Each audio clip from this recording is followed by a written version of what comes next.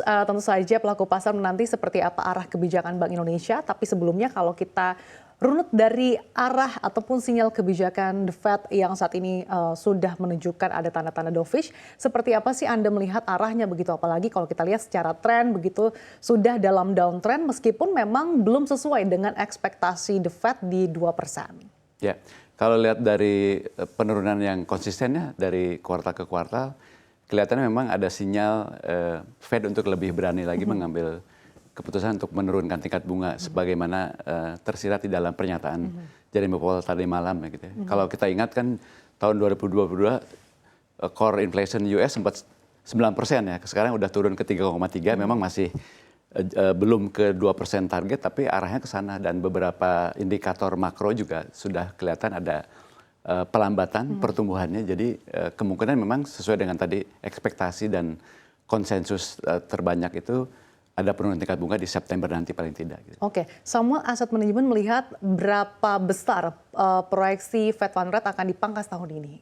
Kalau besaran probabilitasnya di atas 50% ya. Misalnya September, kalau konsensus kan 2 kali mungkin September dan Desember. Tapi kalau untuk alasan konservatif kadang-kadang kita mungkin memilih sekali aja gitu ya. Oke, Samuel Asset Management melihat bahwa potensi Fed Fund Rate dipangkas hanya sekali di akhir tahun ini. Untuk alasan konservatif dan pengelolaan. Meskipun nanti kalau ternyata 2 kali ya bonus atas portofolio yang kita kelola. Gitu. Oke, pertimbangannya apa?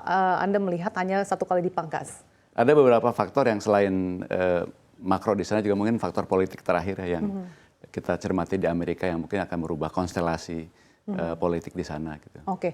Kita tahu bahwa pemilu Amerika Serikat kan nanti November mendatang, Pak. Apakah ada possibility bahwa The Fed ini cukup berani untuk mengangkat suku bunga acuan di September sesuai dengan proyeksi pasar? Saya rasa kalau Fed kan lebih lihat data-data makronya ya gitu. Kalaupun nanti misalnya September terjadi, kemudian setelah pemilihan presiden November ada meeting lagi kan mereka di Desember gitu.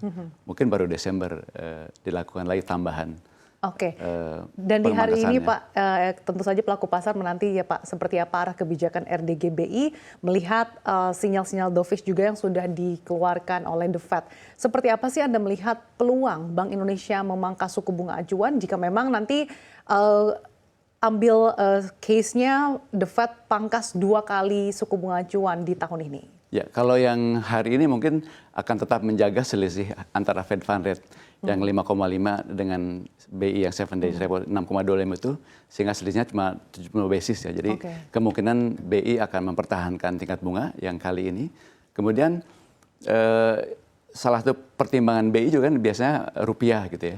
Kalau bulan Juli ini rupiah agak menguat dari sempat 16,4 ke 16,1 karena juga dolar indeks kan sekarang di bawah 104 ya. Karena kondisi global, tapi juga tidak ada utang jatuh tempo bulan Juli ini. Nah mulai Agustus, September ada lagi. Jadi kemungkinan tekanan terhadap rupiah juga masih ada. Jadi kalau kami melihat, kalau Fed Fund Rate menurunkan 1 kali tingkat bunga, mungkin BI akan tetap menjaga tingkat bunga di level yang sekarang, sepanjang rupiahnya tidak banyak bergerak menguat misalnya. Tapi kalau Fed Fund Rate 2 kali melakukan penurunan tingkat bunga, baru BI akan meresponnya dengan menurunkan tingkat bunga mungkin di akhir tahun. Gitu. Oke, hanya sekali Anda melihatnya? Kalau Fed Fund Rate 2 kali, maka BI sekali. Sekali. Kalau misalkan hanya sekali ternyata Fed Fund Rate dipangkas, artinya Bank Indonesia tidak akan melakukan pemangkasan suku bunga? Kemungkinan menurut kami. Sampai nanti ada potensi penguatan rupiah, misalnya karena arus balik dana. Kan investor masih menunggu juga susunan kabinet yang baru ya, yang baru kelihatan mungkin nanti setelah Oktober pelantikan. Gitu. Oke, artinya tidak hanya melihat dari segi tren penguatan rupiah yang sudah mulai tercermin hari ini ya Pak ya?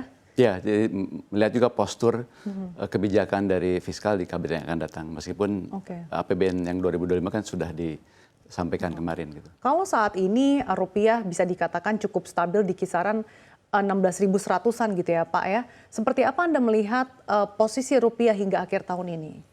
Range-nya mungkin bisa paling kuat ke 15.700 sampai 16.500, tapi perkiraan kami di akhir tahun ya berkisar antara 16.000 16.100. Oke, jadi artinya memang masih di kisaran 16.000 ya Pak. Apakah Anda melihat bahwa memang level-level 16.000 ini sudah mencerminkan titik equilibrium rupiah yang baru? Saya rasa kalau di 16.000 itu kan berarti kan pelemahannya dari awal tahun 4% ya. kalau kita ingat rata-rata 5 tahunan rupiah depresiasi terhadap dolar itu antara 3,5 sampai 4%. Jadi memang level-level yang menurut kami sih wajar gitu kalau di 16.000. Kalau ada penguatan karena ekspektasi yang membaik gitu ya atas katakanlah kinerja kabinet ataupun susunan kabinet yang lebih market friendly, mungkin penguatan itu diperoleh dari datangnya kembali arus dana dari global, baik di obligasi maupun di equity yang memang kita saat ini, misalnya equity itu paling murah di antara ASEAN yang lain, salah satu yang paling murah. Tadi Anda sempat mengatakan bahwa potensi rupiah bahkan bisa kembali lagi di bawah 16.000 di kisaran 15.700 ya Pak. Nah itu faktor-faktor pendorongnya apa saja Pak?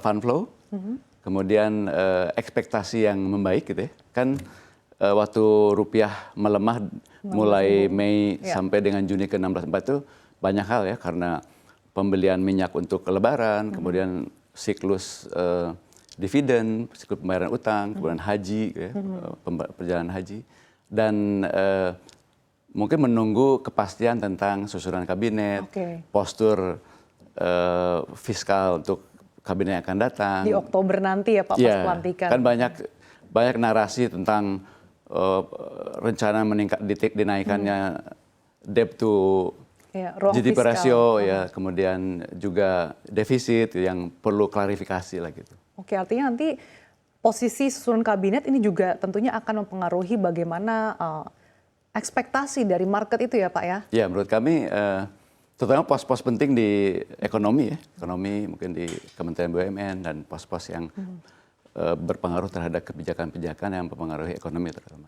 Oke, kalau saat ini mostly aliran dana itu lari kemana sih Pak? Apalagi kita ketahui bahwa memang saat ini kalau kita lihat dari IHSG maupun rupiah maupun pasar equity sebetulnya sudah mulai mendingin gitu ya, atau sudah mulai membaik. Seperti apa Anda melihatnya? Kalau dari awal tahun memang ada penarikan dana dari equity dan bond sekitar $2,5 miliar ya, hampir mungkin 50 triliun.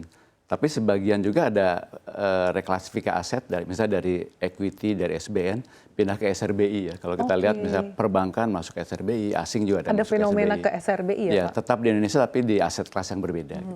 Karena bisa memberikan misalnya 12 bulan 7,4% gitu ya. Oke, dan untuk saat ini artinya hingga memasuki kuartal ketiga memang kebanyakan masih lari ke SRBI ya Pak? Sebagian ya, sebagian. Jadi itu mungkin instrumen yang untuk juga bisa menjaga beberapa dana asing tetap di Indonesia tanpa harus ditarik. Tapi kalau dari dividen biasanya otomatis ditarik oleh para pemegang saham globalnya ya. Banyak kan dividen itu datang dari yang listed maupun multinasional yang non-listed. Itu besarannya sekitar hampir 200 triliun tuh dividen tahun ini yang ditarik keluar itu.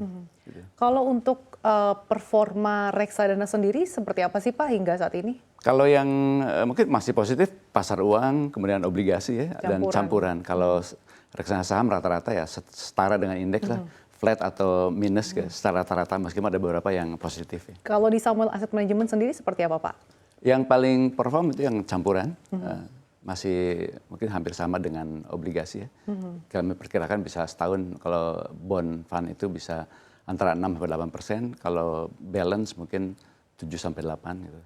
Selama setahun. Kalau yang equity tergantung mandatnya, kalau yang alpha mungkin bisa lebih tinggi atau lebih rendah dibanding indeks. Oke, selain reksadana, portofolio apalagi Pak yang kira-kira saat ini juga cukup positif di Samuel Asset Management?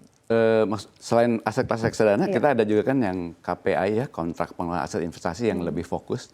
Kalau itu memang lebih sedikit pilihan portofolionya, jadi bisa lebih agile terhadap perubahan pasar karena bisa di nolkan di equity atau di 100% di equity.